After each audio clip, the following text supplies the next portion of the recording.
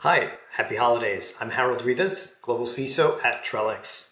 I want to welcome you to Practical Ways to Stop Ransomware on LinkedIn Live. Let's first start off with a quick review of the latest trends. We know that campaigns across multiple industry ransomware campaigns are active and continuing. We've seen large and small organizations targeted with an increased trend towards targeting smaller organizations. It's logical in that these actors are going after organizations that they believe are less defended. This is going to be an ongoing trend as we see an evolution of these threat actors looking for more and smaller campaigns instead of large jackpot type campaigns. Similarly, we're also seeing them leverage new techniques and methods. And most recently, over the past couple of weeks, we learned that they had a campaign that directly resulted in a notification to the Security and Exchange Commission.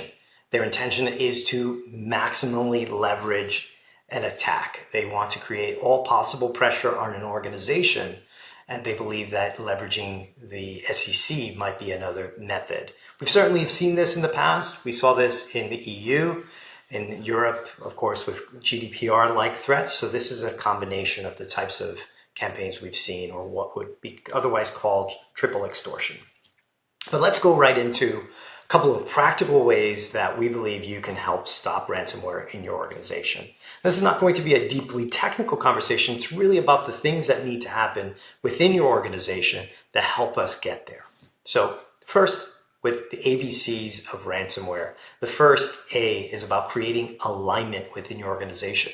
Organizational alignment is about creating the right kind of conversation, the right kind of interactions, and the right kind of opportunities for the organization to understand what they're up against. I think CISOs have an opportunity to really create the connective tissue, hallway conversations that can result in awareness and developing a greater understanding of what these issues are. You might be able to take advantage of the fact that something has recently come up in your industry and use that as a campaign or an opportunity to help educate people. One thing I've seen time and time again is that often executives in other functions may have an understanding of ransomware that's dated now. They might be thinking about what ransomware was 5 years ago, not what it is today.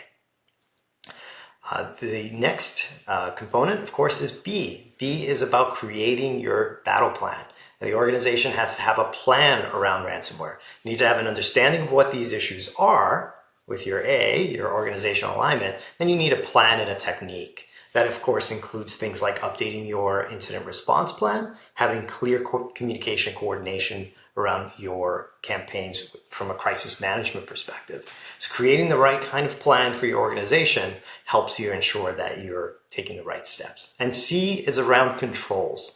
The organization needs the right controls in place. And of course, this is a space that Trellix is very active in around detective and preventative controls that an organization can put in place to help detect and take steps to counter a ransomware campaign. That might be disabling an account. That might be disabling a system.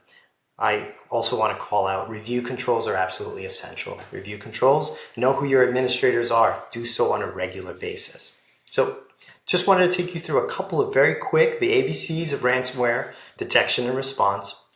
I also want to invite you to check out our ransomware detection and response virtual showcase, which is now available on demand. I want to wish you happy holidays on behalf of all of Trellix, and you have a secure 2024.